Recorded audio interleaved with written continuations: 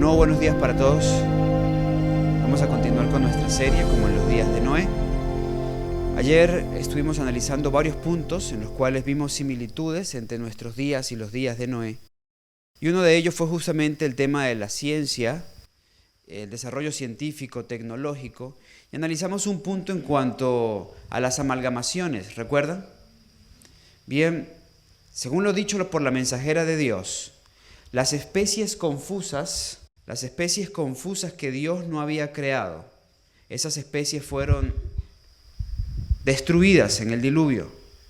Podemos verlo en esa declaración. Nos dice, las especies confusas que Dios no creó y que eran el resultado de la amalgama, fueron destruidas por el diluvio. Si abrimos nuestras Biblias en el libro de Génesis, capítulo 7, vamos a encontrar que el Señor le dio indicaciones a Noé, y las leemos a partir del versículo 2 de Génesis capítulo 7. De todo animal limpio tomarás de 7 en 7, macho y su hembra, mas de los animales que no son limpios, una pareja, el macho y su hembra. Y también de las aves de los cielos 7 parejas, macho y hembra, para guardar viva la simiente sobre la faz de toda la tierra. Aunque el versículo 2 dice que Dios le da una orden a Noé y le dice de todo animal limpio, tomarás. O sea, pareciera dar a entender que Noé era el que iba por los animales, los llamaba y los hacía entrar, los agarraba y los hacía entrar al arca. Pero la verdad es que nosotros por revelación profética sabemos que Noé no tuvo que ir por los animales. Dios le habló a los animales. Y los que le conocían, porque Él era su creador, los que comprendían que Él era su creador, porque era su creador, de hecho Job capítulo 12 dice, hablando de las bestias del campo, de los peces del mar, ¿quién de ellos no sabe que la mano de Jehová lo hizo? Todos ellos son conscientes que vienen de la mano de Dios. Cosa curiosa, los animales aceptan, saben, son conscientes que vienen de la mano de Dios. Y los hombres juegan a decir que vienen de los animales. ¿No les parece interesante eso? Nosotros que razonamos decimos, venimos de los animales. Y los animales dicen, venimos de la mano de Dios. Dios le habló a su creación y entraron de 2 en 2 como lo propuso. 7 parejas de los animales limpios, una pareja de los animales impíos, de los animales no limpios. Todos entraron en el arca. Dios le habló, ¿cuántas veces? Una sola vez. Pero para mí es muy curioso que Noé le habló a los antediluvianos, los seres con más inteligencia a lo largo de la historia, 120 años. ¿Y cuántos entraron?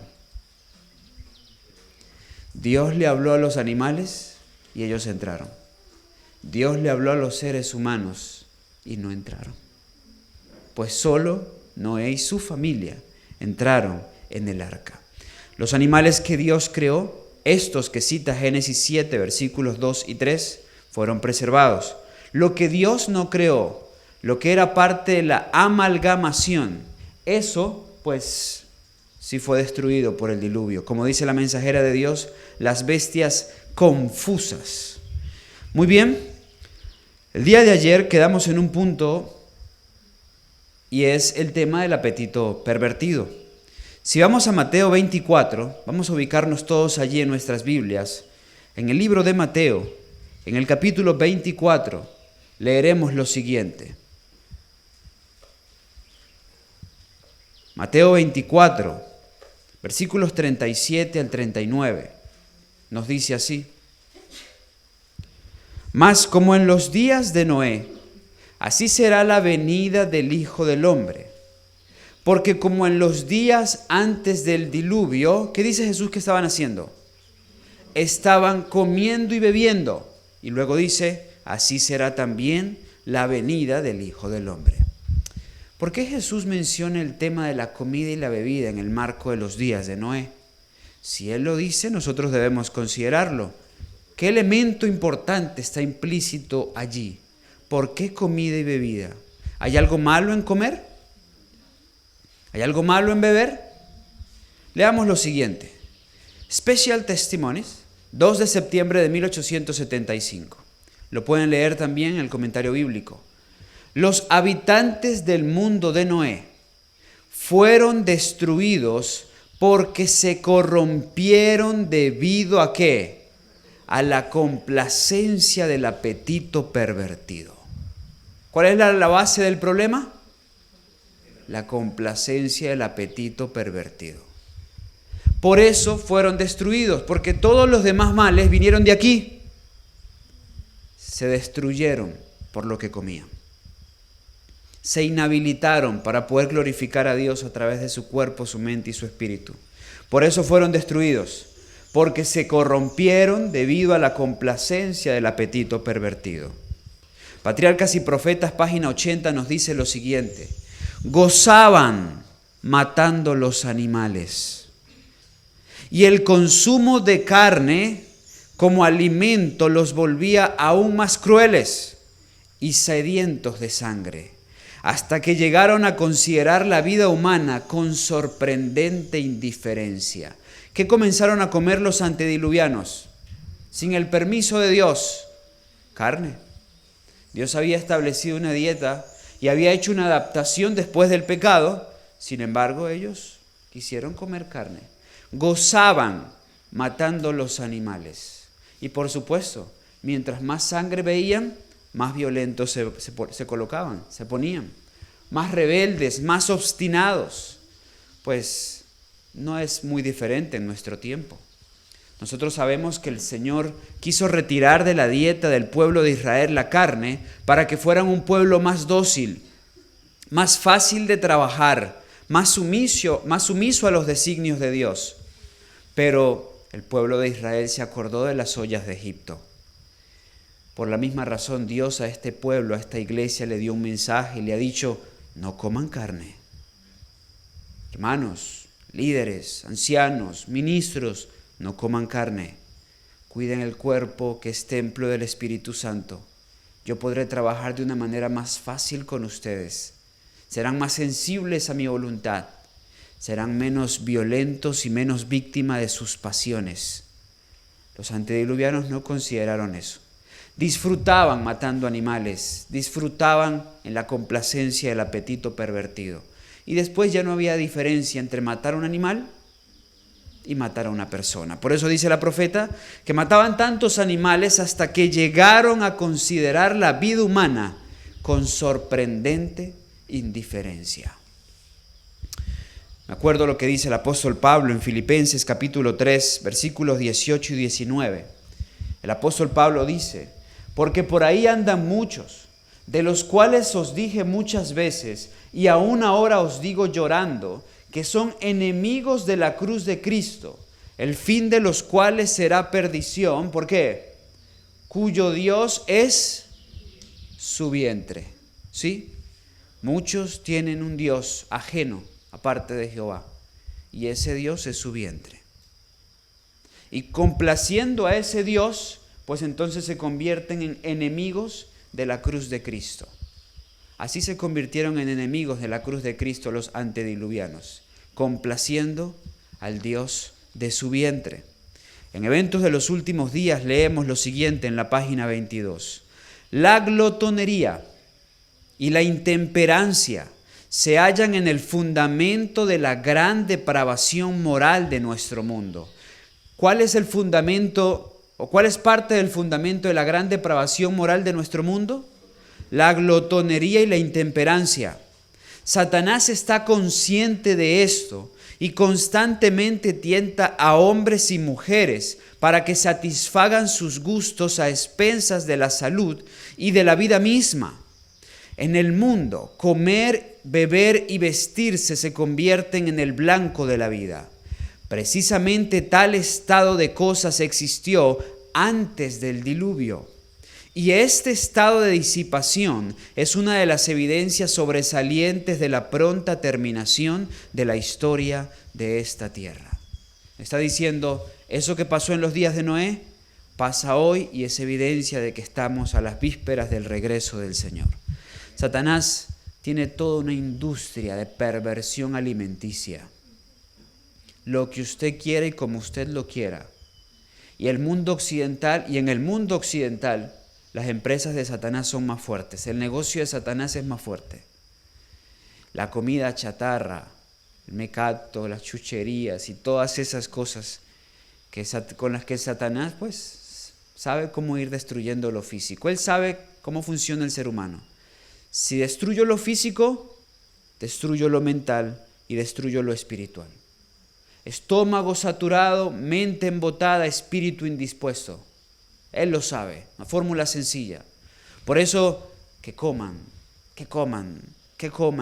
azúcar, que coman carnes, que coman grasas, que coman tantas cosas malas que Él a través de la industria ha multiplicado. Pero hay algo interesante, porque la mensajera dice la glotonería y la intemperancia.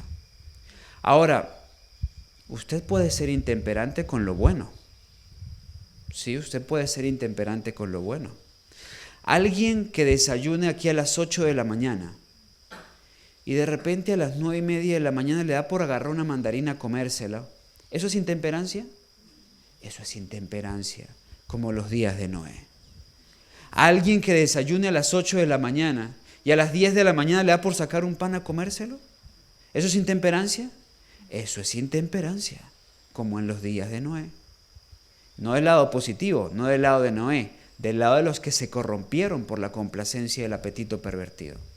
La mensajera de Dios dice, un gramo de maní, un granito de maní, activa el sistema digestivo y genera todo un proceso que lo sobrecarga y afecta nuestra mente. Si afecta nuestra mente, afecta nuestro espíritu. Jóvenes, deberíamos ser temperantes, como Daniel era temperante. Este es nuestro desayuno, desayunemos como reyes, desayunemos bien. Entre el desayuno y el almuerzo, agua. Eso es bueno, eso es saludable. Y llegó la hora del almuerzo, almorcemos como príncipes, como princesas. Almuercen bien. Entre el almuerzo y la cena, agua. Eso de que voy a la tienda y compro pan y compro una cosa y me lo como, eso es intemperancia. Y eso a nosotros nos afecta físicamente. Y sin duda, pues somos parte del cumplimiento profético. No se olviden, la glotonería, comer en exceso, y la intemperancia se hallan en el fundamento de la gran depravación moral de nuestro mundo. No pretendemos establecer medidas en cuanto a lo que cada uno debe comer, pero debemos vigilar por eso, porque cuando uno come en exceso, la mente queda embotada y uno se convierte en un peligro. No sé si ustedes se han dado cuenta, yo me he dado cuenta de eso. Cuando uno come en exceso, uno es un peligro para uno mismo y un peligro para el prójimo. Porque son los momentos, lo dice la mensajera de Dios, que Satanás aprovecha para sugerir sus ideas, para llenarnos de dudas, para sugerirnos cosas perversas y malas, porque nuestra mente no tiene capacidad de respuesta, porque está embotada por todo lo que hemos cargado al sistema digestivo. Hay que comer bien. La comida debe ser sencilla, de buen gusto, apetitosa, pero no podemos caer en la glotonería, comer en exceso. Por ahí pasa mucho de nuestras enfermedades físicas y mentales. Y si hacemos eso, estamos como en los días de Noé, del bando equivocado. Sigue diciendo, Patriarcas y Profetas, página 91.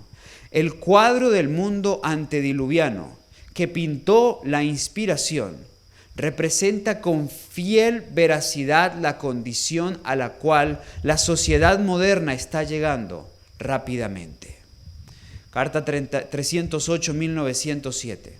Sabemos que el Señor viene muy pronto. ¿No dicen amén? Rápidamente el mundo está llegando a ser como era en los días de Noé. Se ha entregado a la indulgencia egoísta. El comer y el beber se practican de forma abusiva. Los hombres están bebiendo el licor venenoso que los enloquece. ¿Ocurre eso en nuestros días? Sin duda que sí. Y muchos separan, aún dentro de nuestra experiencia, muchos separan la íntima relación que hay en cuanto a entre lo que comemos y lo que pensamos y por ende en lo que somos. La profeta dice, no lo pueden separar porque están íntimamente unidos. El comer, el beber y el vestirse guardan una relación directa con el progreso espiritual. Alguien dice, pero es que el corazón es lo más importante, y es verdad, el fondo es lo más importante. Pero Jesús dijo, de la abundancia del corazón habla la boca, expresando lo siguiente: lo que esté en nuestro corazón se va a expresar en lo exterior. Lo que esté en lo interior se va a expresar en lo exterior.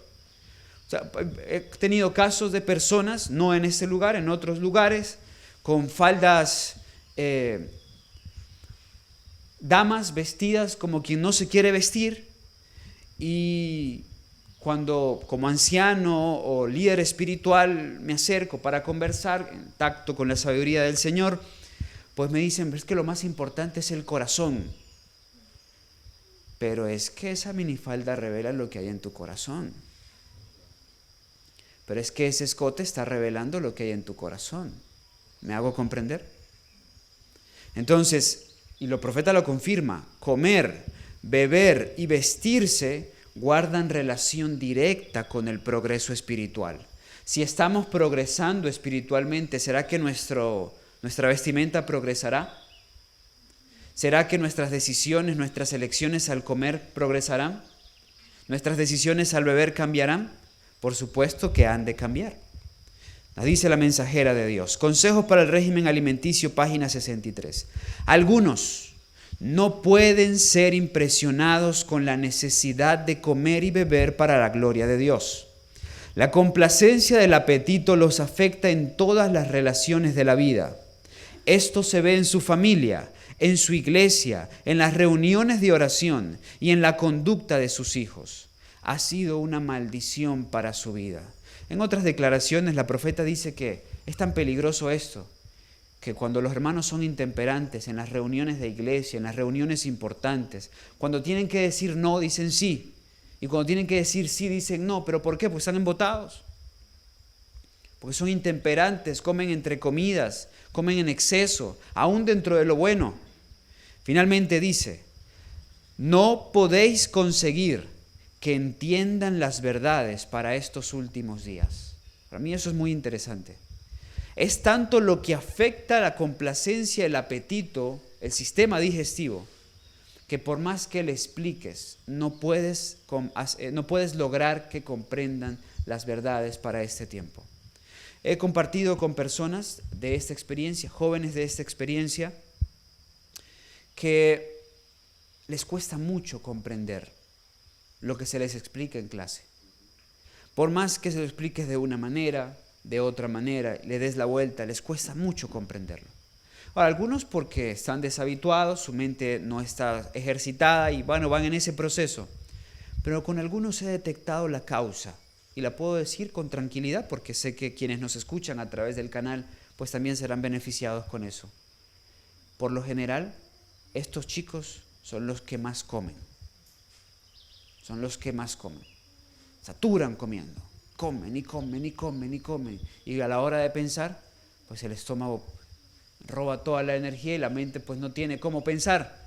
No tiene cómo hacerlos comprender porque comen en exceso. Y ahí nos vemos afectados. Muchos por la complacencia del apetito no pueden entender. Así se lo explicas con plastilina. No entienden el mensaje para este tiempo. Sigue diciendo la profeta, Consejos sobre el régimen alimenticio, página 67. Es imposible, ¿cómo es? No se puede. Es imposible que los que satisfacen el apetito obtengan la perfección cristiana. Para mí esta declaración es determinante. Imposible que satisfaciendo el apetito pervertido logremos obtener la perfección cristiana. Al fin de cuentas, pudiéramos decir lo siguiente: nadie se va a salvar por lo que coma o deje de comer, porque la salvación es por gracia, justificados pues por la fe. Pero sin duda, muchos se inhabilitan para la salvación por sus excesos en el comer y en el beber. porque no pueden percibir la gloria que viene de la cruz del Calvario. ¿Y por qué no la pueden percibir? Porque sirven al Dios de su vientre. Siguiente punto. En cuanto a nosotros, doy esta promesa. Segunda de Timoteo, capítulo 1, versículo 7. Gracias al Señor, que el Señor no nos ha dado un espíritu de intemperancia ni de cobardía. Porque como dice su palabra, porque no nos ha dado Dios espíritu de cobardía, sino de poder. Poder para decir no. Poder para decir no, esto es intemperancia, yo solo como a la hora que debo comer. Poder para decir no, eso es malo, así como lo tuvo Daniel. Pero también amor y ¿qué más? Y dominio propio, temperancia. Nuestro Dios es un Dios que ofrece poder, amor y dominio propio. ¿Lo queremos recibir? El Señor nos los quiere dar. Siguiente punto, y es que en los días de Noé, Jesús no solo habló de comida y bebida, también habló de matrimonio. Fíjense que ahora Lucas 17, también lo podemos leer igual en Mateo 24. En Lucas 17, el Señor Jesús dijo lo siguiente, versículos 26 y 27. Como fue en los días de Noé, así también será en los días del Hijo del Hombre. Se casaban y se daban en casamiento. Hasta el día en que entró Noé en el arca y vino el diluvio y los destruyó a todos. Jesús no solo habló de comida y bebida, ya entendimos por qué habló de comida y bebida y lo que pasaba en los días de Noé. También habló de que se casaban y se daban en casamiento. Pregunto, ¿hay algún problema con el matrimonio? ¿Hay algún problema con el matrimonio? ¿Es algo malo el matrimonio? Aníbal dice sospechosamente de ninguna manera. Ok, está bien. No hay nada malo con el matrimonio. La Biblia nos dice lo siguiente. Noten. Génesis capítulo 2, versículos 21 al 24. Y Jehová Dios hizo caer un sueño profundo sobre Adán, y éste se quedó dormido. Entonces tomó una de sus costillas y cerró la carne en su lugar. Y de la costilla que Jehová Dios tomó al hombre, hizo una mujer y la trajo al hombre. Y dijo Adán, esta es ahora hueso de mis huesos y carne de mi carne. Esta será llamada varona porque del varón fue tomada. Por tanto dejará el hombre a su padre y a su madre y se allegará a su mujer y serán una sola carne. ¿Quién instituyó el matrimonio? Jehová. Jehová instituyó el matrimonio. ¿Cuándo?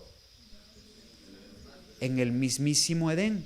En el marco de la creación, pasada la creación, después de hacer a Eva, pues entonces instituyó la institución del matrimonio. Otros pasajes bíblicos nos dice, honroso sea en todo el matrimonio y el lecho sin mancilla, pero a los fornicarios y a los adúlteros los juzgará Dios. Luego también nos dice en las Sagradas Escrituras, Proverbios 18:22, el que haya esposa halla el bien y alcanza la benevolencia de Jehová. Bíblicamente no hay ningún problema con el matrimonio, no el matrimonio que es dirigido según los principios establecidos por Dios. El que haya esposa, halla el bien y alcanza la benevolencia de Jehová. Algunos hermanos han insistido en que casarse en este tiempo es algo pecaminoso. Tuve hermanos que me escribían por Facebook, recuerdo, que me escribían por uno de estos medios de Sudamérica, cuando me iba a casar hace poco más de 2 años, me escribían recriminándome y diciéndome que estaba entrando en apostasía, porque estaba en contra de la palabra, porque había decidido casarme. Y ni les digo lo que me escribieron cuando supieron que iba a ser papá. Entonces, bueno, hay personas que satanizan este tipo de cosas. Y lo hacen algunos, pues siendo muy sinceros. Porque Ellen White dijo una vez algo que ellos interpretan de que por esa razón los matrimonios no deberían realizarse en este tiempo. Testimonios tomo 5, página 366. Y Joya los Testimonios tomo 2, página 124. Leemos lo siguiente. Pero no olviden algo, el año 1885. Ya algunos tendrán esa clase, los que vieron clase hermenéutica seguramente vieron el principio de que cada declaración hay que verla a la luz de su tiempo. ¿Verdad que sí? La profeta dijo esto: En esta época, cuando las escenas de la historia del mundo están próximas a cerrarse y estamos por entrar en el tiempo de angustia, cual no ha habido otro, cuanto menos matrimonios sean contraídos, tanto mejor para todos, hombres y mujeres. Sobre todo, cuando Satanás está trabajando con todo engaño de iniquidad en aquellos que perecen. Eviten los creyentes unirse con los incrédulos. Dios ha hablado, todos los que le temen se someterán a sus sabias recomendaciones. La profeta está hablando del matrimonio, sí, pero noten cuál es su precaución. ¿En qué tipo de unión? Eviten los creyentes unirse con los incrédulos. Igualmente no olviden que era el año 1885. El Señor estaba preparando a su mensajera, a su iglesia, para lo que habría de ocurrir en 1888. Y ya tendremos tiempo en otra ocasión para estudiar la historia de 1888. Pero en 1888 el Señor se proponía acabar con este conflicto. Solo que su pueblo no respondió, no estuvo a la altura de la demanda. Y por eso, 13 años después de aquel congreso en Minneapolis, la mensajera de Dios escribió: me temo que tendremos que pasar muchos años más en este mundo a causa de nuestra incredulidad. Había planes del Señor para acabar con la historia de este conflicto. Por eso, entre otras cosas, la profeta dice, mientras menos, mejor. Ahora yo les pregunto, de eso haber sido así, 1885, y las parejas adventistas no se hubiesen casado, ¿tendríamos hoy pueblo adventista? Cuando la base de esta iglesia es la generación tras generación. Los adventistas de segunda, de tercera, de cuarta, de quinta generación. ¿Me hago comprender? Y sin duda no se hubieran hecho avances como los que se han hecho hoy en la obra. Entonces, son cosas que muchos no consideran a la hora de interpretar estas declaraciones. No hay nada malo en el matrimonio. No hay pecado en el hecho mismo de comer y beber, casarse y darse en casamiento, dice la mensajera de Dios. Noten, Review and Herald, 25 de septiembre de 1888. No hay pecado en el hecho mismo de comer y beber, casarse y darse en casamiento. No hay pecado en ello. En los días de Noé era legítimo casarse como lo es hoy, siempre que lo que es legítimo sea considerado decorosamente y no sea llevado a excesos pecaminosos. ¿Dónde se cumple negativamente la profecía como en los días de Noé? Cuando eso es llevado a excesos pecaminosos. Cuando no se considera al Señor, Dios Todopoderoso. La profeta dice, respecto al matrimonio, yo diría, lean la palabra de Dios. Aún en este tiempo, los últimos días de la historia del mundo, se llevan a cabo casamientos entre los adventistas del séptimo día. Como pueblo, nunca hemos prohibido el matrimonio, excepto en casos cuando hubieron razones obvias para que una determinada unión fuera un fracaso para ambas partes. Aún así, solo hemos dado consejos. Muy equilibrado lo de la profeta. Como adventistas no hemos prohibido el matrimonio. Habrá matrimonios en los últimos días entre adventistas. Hemos aconsejado cuando el panorama no se veía bien. Yugo desigual. Y recuerden que yugo desigual no solamente entre adventistas y no adventistas. Puede haber yugo desigual entre adventistas. Hemos aconsejado, dice la mensajera de Dios. Ellos ven si deciden o no deciden, pero nunca lo hemos prohibido. Quien diga lo contrario está colocando en palabras de la profeta lo que ella no quiso decir. Noten, Dios celebró la primera boda, de manera que la institución del matrimonio tiene como autor al Creador del universo. Fue una de las dos instituciones que después de la caída llevó consigo a Adán al salir del paraíso. Una de dos. ¿Cuál fue la otra? El sábado. El matrimonio, la institución de la familia, se encuentra sobre la misma base que el Santo Sábado, que tanto defendemos como adventistas del séptimo día. Y por eso, hermanos, también es que Satanás ha atacado esta institución del matrimonio, Porque si ataca la institución del matrimonio, indirectamente está atacando la institución del sábado. Y esa institución es su gran objetivo. En este conflicto, en las escenas finales del gran conflicto, esa institución, la del sábado, es su gran objetivo. Atacando a la familia, atacando el matrimonio, ataca, socava la base que sostiene también el santo sábado del Señor. Satanás está atacando las dos instituciones que Jehová estableció en el Edén. ¿En qué aspecto, para ser específico y con ello concluyo, se cumple hoy lo dicho por Jesús en cuanto a los matrimonios? Noten, las siguientes palabras de Cristo deberían ser tomadas en cuenta siempre. Mas como en los días de Noé, así será la venida del Hijo del Hombre. En otras palabras, Jesús está diciendo, todo lo que veamos, veámoslos bajo esa declaración. La gente se casaba, se daba en casamiento hasta el día en que Noé entró en el arca. Vino el diluvio y los destruyó a todos.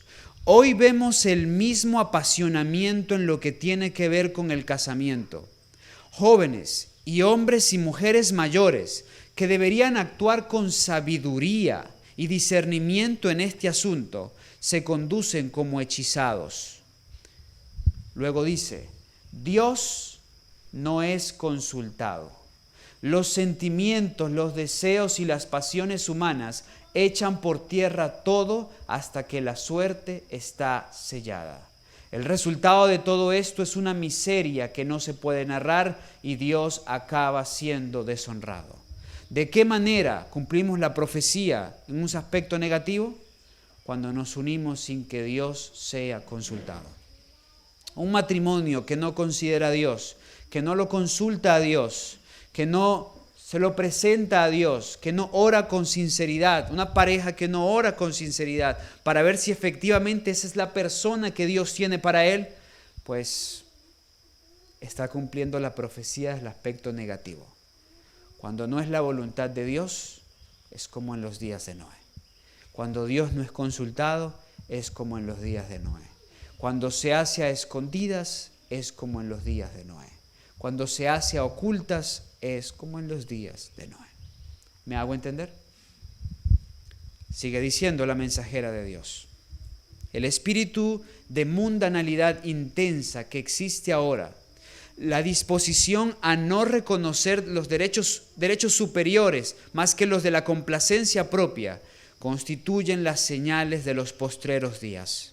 Así también serán los días del regreso del Hijo del Hombre. Comían, bebían, los hombres tomaban mujeres y las mujeres maridos hasta el día que entró Noé en el arca.